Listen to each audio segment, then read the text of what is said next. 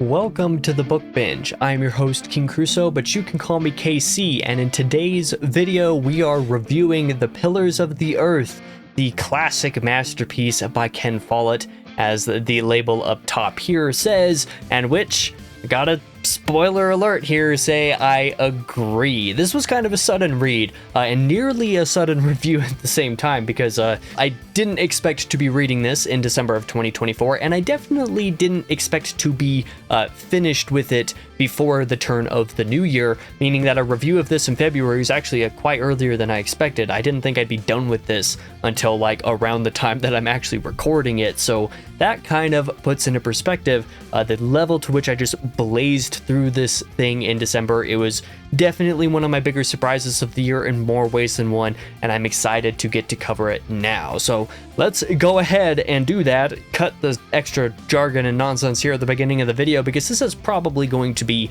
a lengthy review. Let's start off just as I normally do in these reviews with the good of Pillars of the Earth, and oh boy, is there a ton of stuff to talk about here. The first thing, and the main thing I've got to talk about, is of course the character work. Seriously, I cannot state quite enough how impressive Ken Follett's characters in Pillars of the Earth are. He has some of the most sympathetic characters that I've ever read. He has some of the most hateable characters out there as well, and the dichotomy between these two extremes rather, is quite breathtaking, because you have several people that fill in the gaps in there as well. Some that are a little bit more unlikable, and some that are kind of more neutral, and then some that like you like even though there are some problems, and then other characters who are just really great in general. Other characters who maybe you start off disliking but then come to like over time. Characters who you find to be compelling even though they're pieces of garbage. Like, there's a broad swath of well done characters in Pillars of the Earth, and I definitely commend Follett for being able to execute on all of them, because it was great. Furthermore, not just, the characters themselves as they are, more specifically, there's implied internal monologuing with the characters without actually monologuing, using the character POVs in such an effective manner to basically give you the idea of what these characters are thinking, how they're feeling, without just straight up saying, having a paragraph worth of like, this character thought this thing or whatever. Ken Follett does a very good job of like giving you an idea of what these characters are, what they believe, who they are, and what they believe, and basically conveying that in such a manner that you never feel like any of it is ham-fisted. You never feel like any of it is just like, okay, well, this is heavy-handed. You never feel like any of those things. All the characters are very believable to the degree that they just happen to exist. Ken lets you experience what they do with just a very good touch to that subtlety. In essence, all of the POV characters are very compelling, and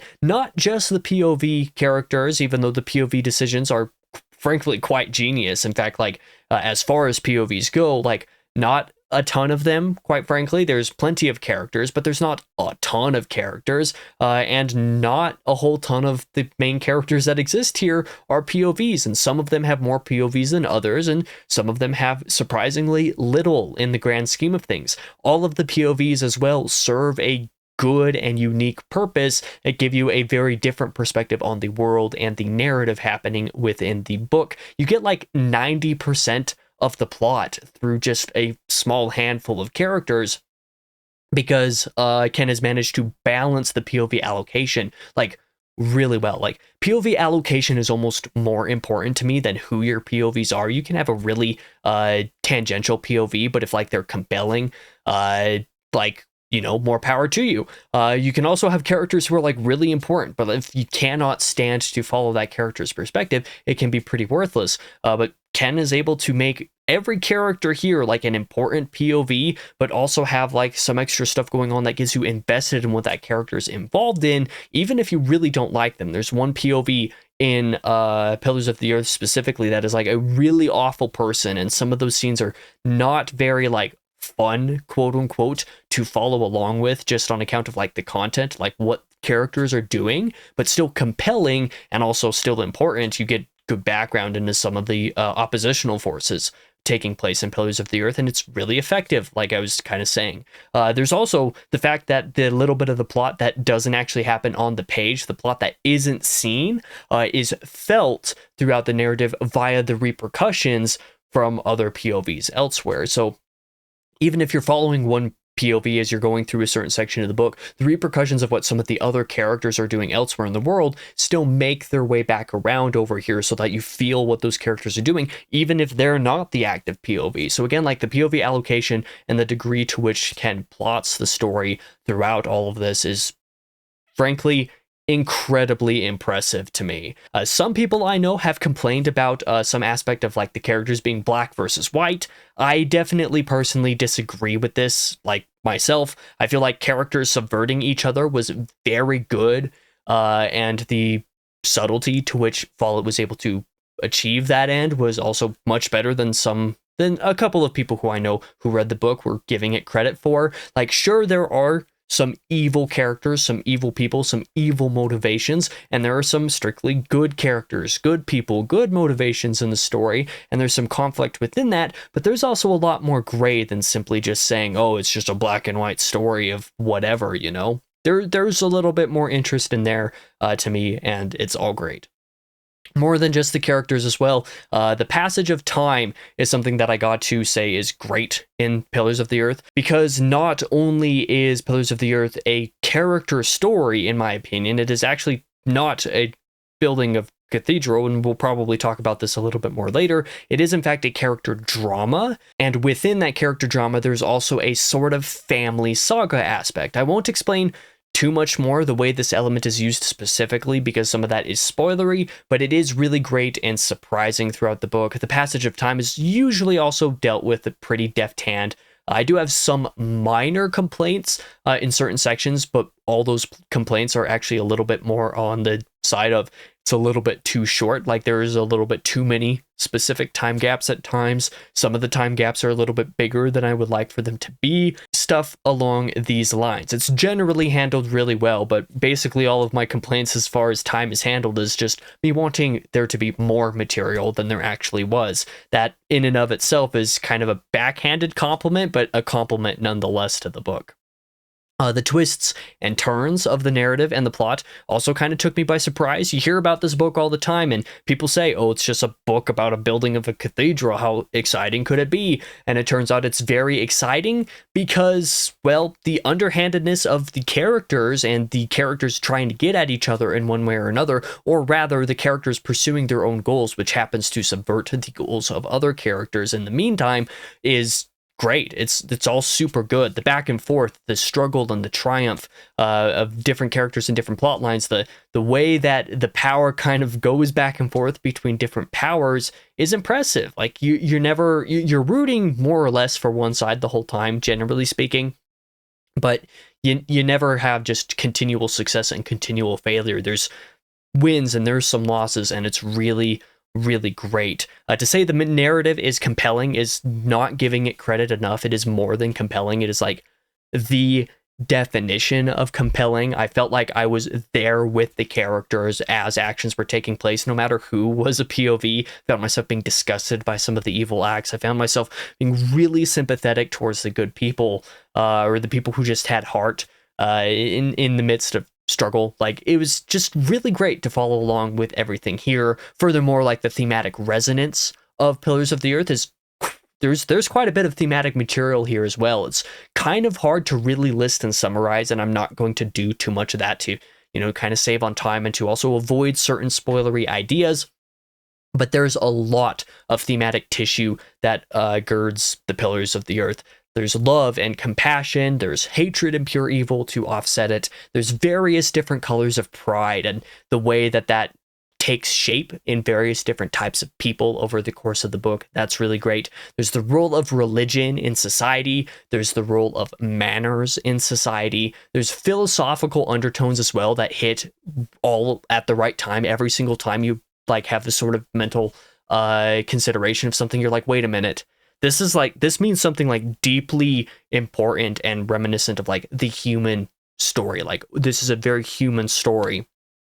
And the times when that struck me personally were the exact right moments every single time. I never felt like, oh, the author is trying to force me to think about this thing in a time when it doesn't make no, like it all makes sense. It's all the right time. And I think if you're open to actually like absorbing some thematic value, there's a lot more to Pillars of the Earth on the thematic plate, on the thematic palette, than what most people would definitely give it credit for. What most people would immediately tell you there is just a book about a cathedral. No, it's a character drama, and there's actually a lot of underbedding in forms of themes there, in my opinion. It's just too much to really analyze at so surface level in a way, but like it's all great. It's really, really, really great. It turns out that The Pillars of the Earth is not just a popcorn book. Sure, there's a lot of that energy. Like I said, people are just like, how exciting can a book about the building of a cathedral be? And it turns out it's really exciting.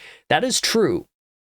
And I won't deny that there is some popcorn energy in here, not least because of Follett's writing. Prior to writing Pillars of the Earth, Follett had made a career being a thriller author, and some of those writing chops definitely make their way into the story of Pillars of the Earth. You find yourself gripped by the narrative, you find yourself gripped by the characters, you find yourself gripped by their motivations, and the writing is super conducive to just letting you flow on that. Like, you never really notice the writing. It's never too modern. There's a couple moments where like a random sentence or a specific word will like strike out, be like, wait a minute, that feels more modern than it should based off of the time that this book is taking place. But besides like very minor hiccups at like just a couple of moments throughout the book, basically everything is like you're never noticing the writing, because the writing is just doing its level best to keep you flying through the story, and it does that super well.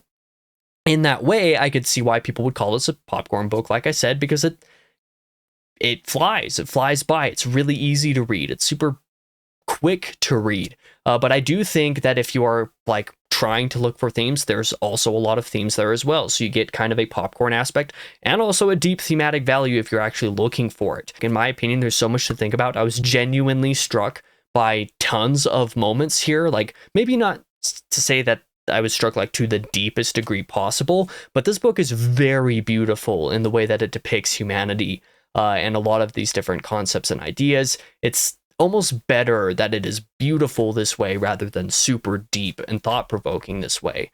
It struck me not because it made me think for hours on end, but because it was able to stop me in the right moments at the right times and be like, oh yeah, that's actually correct. Like, this is such a really good interpretation of, you know, humanity, and it was beautiful. I just found the book to be really beautiful in that way, basically through the entire thing. And in truth, the ugliness that happens in the book at times, the really ugly moments, the ugly actions that certain characters take, is no small part in why the book is so beautiful. Those ugly moments let the beauty really shine out, and that is great. Finally, I also want to talk about the promises and the payoff of the book.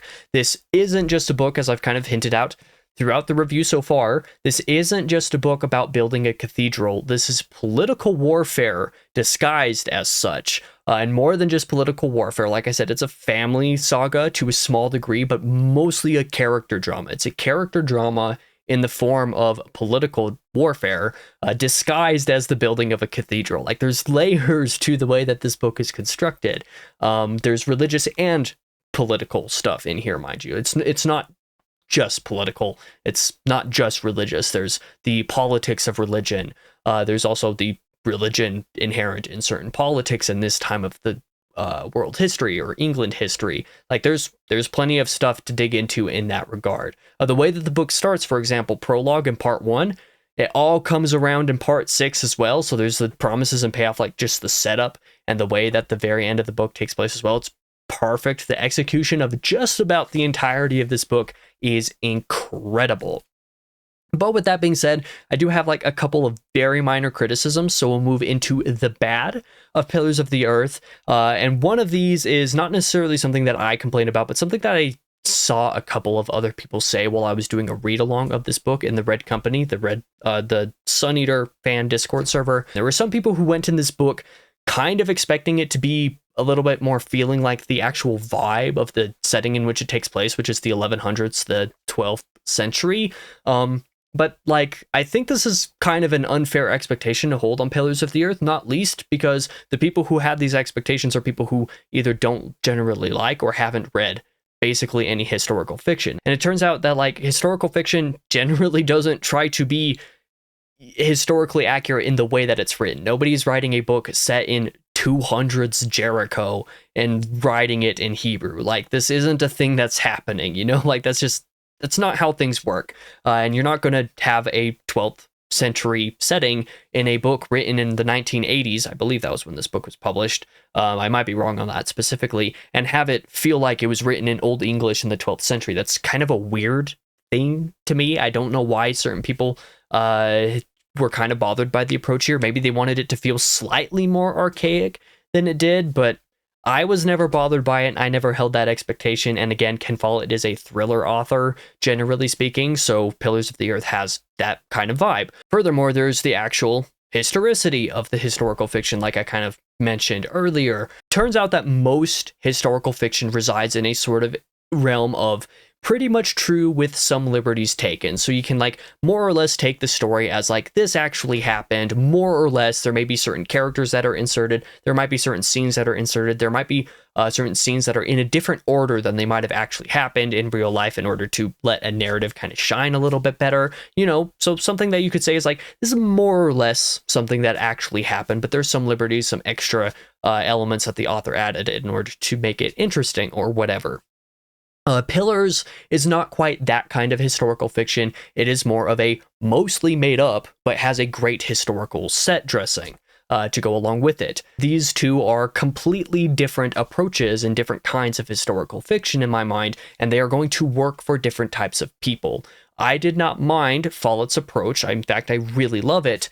But I know some people who find it a little bit question here, and some people who I apparently don't like this book being called historical fiction, just because Kingsbridge itself, the place in which most of the book takes place, doesn't exist, and just because like the actual events of the story didn't take place, you can still call it historical fiction because it takes place in that historical setting, has a lot of that set dressing, like I said, and certain elements are reminiscent of things that have happened in history or are reminiscent of a truth to the human story, just as a broad topic, even if like the events of the story didn't actually take place. They're, like I said, two different types of historical fiction, and I like Follett's approach here. It allows him to plot and do basically what he wants with the story within a particular setting, and that's good enough for me personally. The other thing that I could see some people taking some slight issues with is the sort of setback/solution routine that Ken Follett tends to take along the course of the story. There's a lot of moments where you have a setback in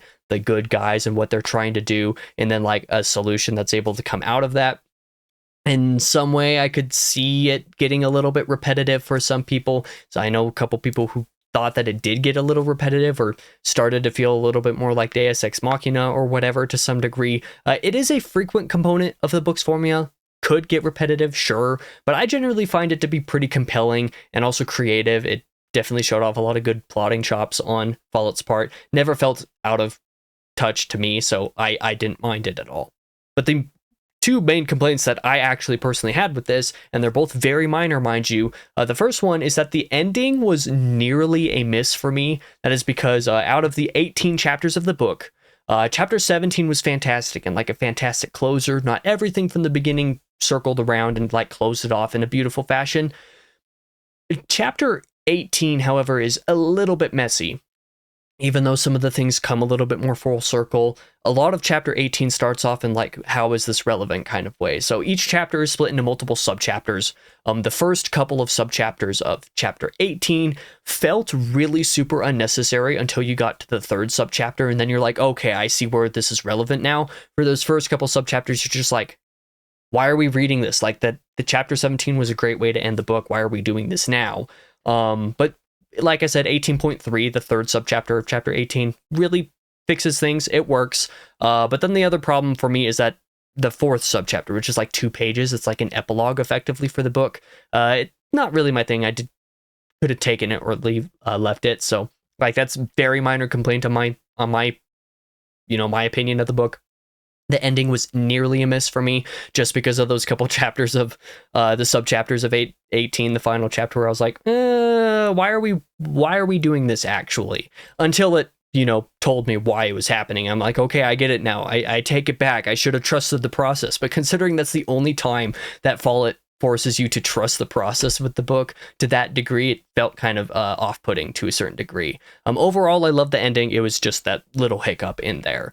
But the other thing that I personally actually struggled with Pillars of the Earth was not a thing that I struggled with actively, but rather a thing that I struggled with in between different parts of the book, different chapters, certain subchapters even at times. There's a lot of time gaps, and while that is not in and of itself inherently bad, I felt like Pillars of the Earth was too short. It's not disastrously too short. It's not like there's anything actually missing in here, but there are dozens of parts where I felt like I wanted more stuff there to just fill in some of the time gaps, even if it wasn't strictly necessary. Follett is able to get you to fall in love so well with the characters and with the setting and with everything that's going on, so invested in the storyline, that when something doesn't happen in a certain time jump happens, you're like, but I wanted more. I want these characters to interact. I want more scenes, That's how I felt a lot of times in this book. Like I said, it's not disastrous, but I seriously feel like this book, which is already 1,100 pages long, could have been another like 200 or 300 pages longer.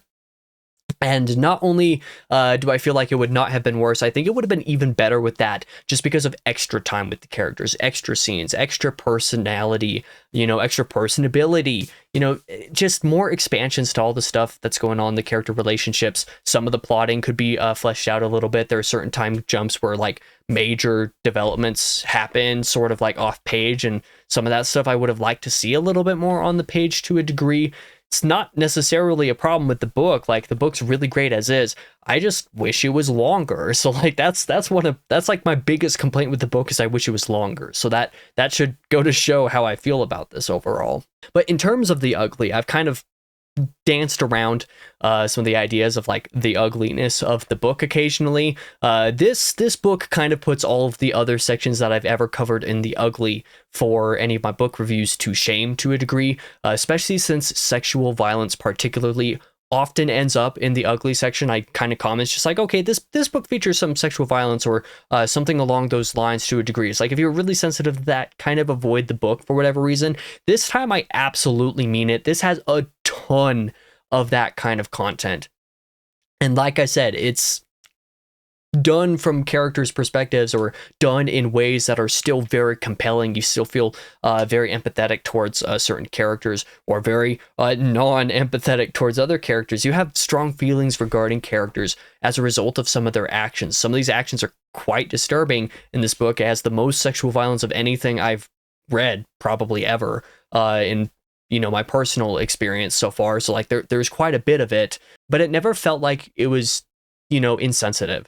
If you were super sensitive to that topic, you should avoid the book, but I never felt like it was in any way insensitive to that kind of topic. For what it's worth, in my opinion, actually, I think Follett handles that subject in here and its ramifications amongst like the way that certain things develop with one particular POV character is like really, really good, actually. Not only is the book able to continue to be compelling in spite of some of these ugly scenes, like these ugly scenes are part of why some of these characters and some of these storylines are as compelling as they are, or give you reasons to care or to hate characters in some ways even more than maybe you did before. It's because some of these scenes are on the page. So even though there is quite a bit of that in here, definitely a lot more than I was expecting, a lot more than I ever would have guessed was in here for sure.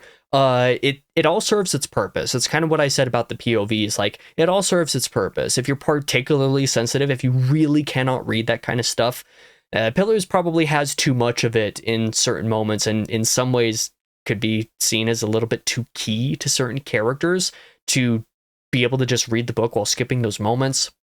There's too many moments to easily be able to tell you which sections to skip as well. So like, if you're really sensitive, don't read the book. But like, if you're not super sensitive, or if you feel like you can handle it, if it's done well, or if it's handled really well by the author, or if it actually like kind of matters to certain characters or the story, really give the book a try in spite of that stuff, because it is, Follett does handle it quite well, like quite superbly. I genuinely believe he handles it splendidly. And that leads me into the recommendation, which I basically tipped my hand talking about that section there. Sexual violence aside, I 1,000,000% recommend The Pillars of the Earth. Seriously, if I sound like I'm overhyping it, I guess I'm sorry, but I thought everybody else was overhyping it before I read the book. I was like, can it really be as good as people say it is? And it turns out that yes, actually, it's probably as good as people say it is, and it might even be better than that. I no longer think anybody was overhyping it because I think I'm probably hyping it more than some other people do. It's not necessarily the pinnacle of literary work, but it is definitely a favorite book of mine now. For sure, it made my top 10 books of 2024 there at the very last minute, handily. Where it is on that list, you can check out that video for. But it's frankly, it's good enough that I seriously debated breaking my entire TBR to read more of the series. Like, quite frankly, since I know plenty of people who would say that A World Without End, the next book, which takes place during the Black Plague, so a couple hundred years later than this book, is pretty much on the same level. A couple people I know like it a little bit more. A couple people I know like it a little bit less. A couple people I know like it pretty much the exact same. So considering that like World Without End is considered to be on the same level as this, and this is as good as it is, that's really encouraging. I nearly broke my TBR for the first part of 2025 just so that I could just read World Without End, because why the hell not? That's basically how I felt about it. So yeah, now you can get mad at me for overhyping the book if you read it and think it's just popcorn or something like that. But you know what? Let's get something straight here right at the very end of the review to kind of simplify what I said earlier about the popcorn thing. Popcorn book does not necessarily have to be separate from something that is quality. Something that is a popcorn read does not inherently mean that there's nothing worth digging into in there. Something can be entertaining in a popcorn type of fashion, but it does not inherently mean that it is entirely devoid of all quality. And if that is true for you, then like, I don't know, man, you're probably just reading the book wrong. It's not for me to say whether you're reading a book wrong, but I think that if you read Pillars of the Earth and that is all you get out of it is that it's a fine popcorn read, you read it wrong. That's my opinion, because popcorn books matter. Even so, saying this book is just popcorn is plain wrong in the first place. Yes, I am talking specifically to Kabian here. Like, you're wrong about Pillars of the Earth. This book is great. It is amazing. It is fantastic. And there's a lot more there than you give it credit for sure. When I say more than people give it credit for, basically through the entirety of this review, I'm speaking specifically to one person who read this and said it's a fine popcorn book, but there's not really much to it actually. And it's like, no, there's plenty to it. And if you didn't get any of that, that's your fault. But anyway, I'm going to get out of your face now. This is one of my longer reviews. And it was largely praise because I loved this book. Like, I really, really genuinely loved this book. But I'm going to get out of your face now. I'm going to stop wasting your time. Thank you for watching this video if you did, and I'm sorry if you're watching this video, Kabian, and you've been targeted, but like, I don't know what to say, man. I think you read the book wrong, and if you were to read it now, you'd probably feel different. Or you wouldn't, probably, I don't know. You'd have weird opinions on a lot of books. But either way, thank you for watching this video if you did. I really appreciate it. For now, I've been your host, King Crusoe, but you can call me KC, and I hope to see you guys in the next video, whatever that may be.